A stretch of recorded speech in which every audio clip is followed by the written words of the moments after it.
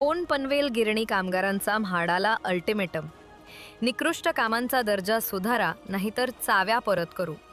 दिनांक 9 ऑक्टोबर 2025 रोजी कोण पनवेल गिरणी कामगार संकुल एकता समितीचे पदाधिकारी यांनी म्हाडा अध्यक्ष मिलिंद बोरीकर तसेच कार्यकारी अभियंता अंकित मोसे यांची भेट घेतली.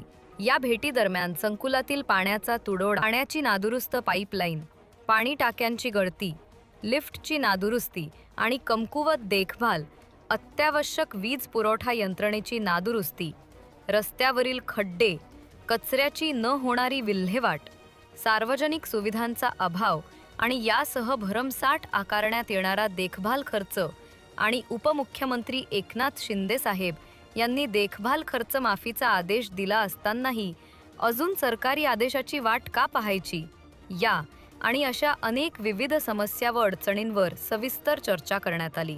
या दरम्यान समितीतर्फे म्हाडाला 2 महिन्यांचा अल्टिमेटम देण्यात आला आहे. आज कोण पनवेल गिरणी कामगार संकुल एकता समितीच्या वतीने म्हाडा येथे म्हाडाचे अध्यक्ष मिलिंद बोरीकर साहेब आणि कार्यकारी अभियंता मोसे साहेब यांच्यात भेट घेण्यात आली. कोण पनवेल संकुलामध्ये गिरणी कामगारांना जी घरं देण्यात आलेली आहेत त्या घरांची आणि परिसराची असणारी संपूर्ण दुरावस्था, पाण्याचा गंभीर प्रश्न, लिफ्टची व्यवस्था, आजूबाजूचा परिसर इत्यादी प्रश्नांवरती आज सखोल चर्चा करण्यात आली. त्याचबरोबर महाराष्ट्र राज्याचे उपमुख्यमंत्री सन्माननीय एकनाथ शिंदे साहेब यांनी कोण पनवेल गिरणी कामगारांचा 2 वर्षाचा मेंटेनन्स माफ केलेला आहे, त्याचा GR अद्याप आलेला नाही आहे, त्याविषयी या चर्चा करण्यात आली.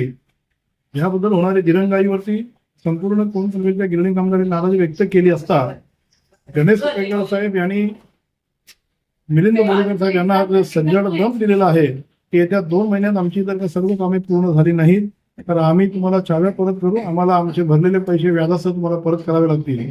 येत्या 2 महिन्याचा हा अल्टिमेटम कोण पनवेलच्या गिरणी कामगारांकडून म्हाडाला आज देण्यात आलेला आहे आणि आम्हाला आशा आहे की येत्या 2 महिन्यामध्ये म्हाडाकडून आमची सर्व कामं मार्गस्थ होतील. धन्यवाद.